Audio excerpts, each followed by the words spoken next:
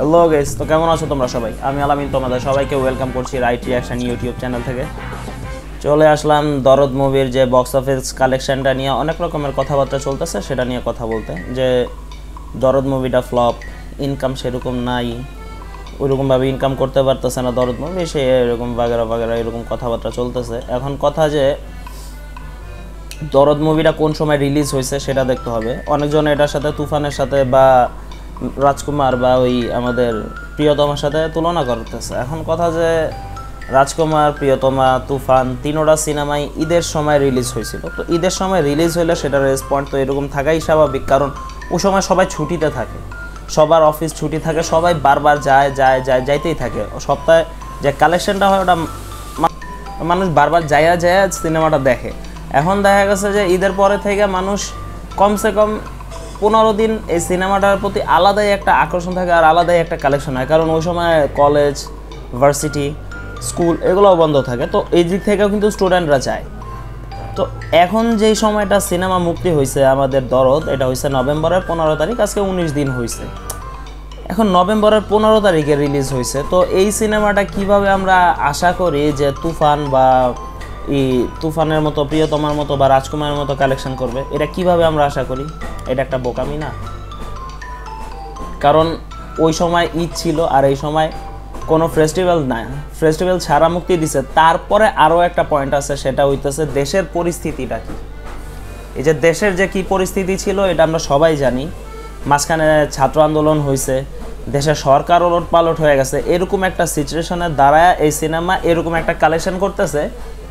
তো এখন বলা লাগে যে যে কালেকশনটা করতেছে এটা একটা ব্লকবাস্টার কালেকশন, কারণ এই সময় যে হলিউডের সিনেমা আইসাও চলতেছে না। হলিউডে যেসব সিনেমা আসতেছে সেই সব সিনেমা তো সিনেপ্লেক্সের মানে সিনেমা হল খরা চলতেছে।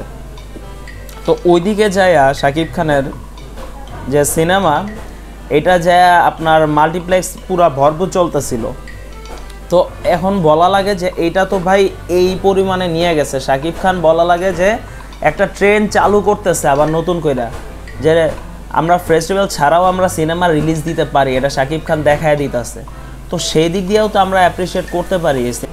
তো আমরা অ্যাপ্রিসিয়েট না করে আমরা এটা নিয়ে খোঁচাখুচি করতেছি, সিনেমা ওই রকম কালেকশন করে নাই, এই না সেই না, এরকম কিছু কিছু বান্দা আছে যাদের কথা আমি না বলতেই চাই, যে তাদের কথা ভাই বাদই দেই। এখন এরকম সময় এসে এই যে কালেকশনটা দিতেছে, এটা না যেসব সিনেমা যে একদম সুপারহিট ব্লকবাস্টার হয় ওগুলো এই কালেকশনটা দেয় না। তো সেই হিসাবে যদি দেখি তো শাকিব খানের এই সিনেমা ভালো কালেকশন করতেছে।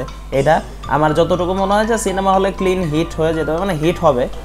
হিট না হলে যদি অ্যাভারেজ হয় না শাকিব খানের সিনেমা, ভাই অ্যাভারেজ হইলেও না ওটা ভালো কালেকশন করেই গেছে। তো আমি যতটুকু জানি যে এই সিনেমা মানে 12-13 কোটি টাকা কামাই ফেলছে তো অলরেডি। তো 12-13 কোটি টাকা যদি ওয়ার্ল্ড ওয়াইড কামাই করে তো সিনেমা হিসাবে ফ্লপ করে নাই। তো ওই দিক দিয়ে তো সিনেমা ঠিকই আছে। যারা মনে করেন এটা নিয়ে খুব লাফালাফি করতেছে, তারা ভাই এইসব চিন্তাধারা মানে তাদের মাথায় থাকে না, ঠিক আছে? তারা চিন্তা ভাবনা করেই না করে বিন করা শুরু করে। এখন আমাদের হিসাবে মানে আমাদের হিসাব, আমার যেটা হিসাব সেই হিসাবে আমি বলতেছি যে শাকিব খান একটা নতুন অধ্যায় শুরু করছে, যে অধ্যায়ে ঈদ লাগে না, ঈদ ছাড়াই সিনেমা রিলিজ করা যায় আর সেটা পাবলিক দেখে। যদি ভালো সিনেমা হয় অবশ্যই পাবলিক যা দেখবে। তো এটা শাকিব খান একটা নতুন অধ্যায় শুরু করতেছে। তো আমরা সেটারে সাপোর্ট করি। সাপোর্ট না করে ভাই পিছনে পিন করলে তো চলবে না, তাইলে আবার সেই সিচুয়েশনে আমরা চলে যাব ঈদ কেন্দ্রিক সিনেমা, এরকম সিচুয়েশন আবার চলে যাব। সেটাতে যাতে না যাই যথেষ্ট পরিমাণে শাকিব খান এফোর্ট দিতেছে। শাকিব খানের সাথে আমি বলবো যে তাইলে ওই আমাদের যে অনন্য মামুন, সেও ভালোই এফোর্ট দিছে, সেও সাহস দেখাইছে এই সময় সিনেমা আনার। তো ভাই ক্লাব এই জিনিসটার জন্য ক্লাব করা উচিত। আমরা এটা নিয়ে খোঁচা না মাইরা আমরা দেখি যে এটার পজিটিভিটিটা দেখি, নেগেটিভিটি জিনিসটা বারবার না উঠে পজিটিভ জিনিসটা দেখি। যাই হোক ভাই, আমার হিসাবে তো ভাই এই সিনেমা ফ্লপ না, এই সিনেমা হিট হয়েছে। এখন আপনাদের কার কী মতামত এটা আপনারাই ভালো জানেন, আপনারাই ভালো করে জানাবেন। যাই হোক ভাই, আজকে এই পর্যন্তই ছিল। যদি আমার এই ভিডিওটা ভালো লাগে তো অবশ্যই লাইক, কমেন্ট, শেয়ার অবশ্যই করবা।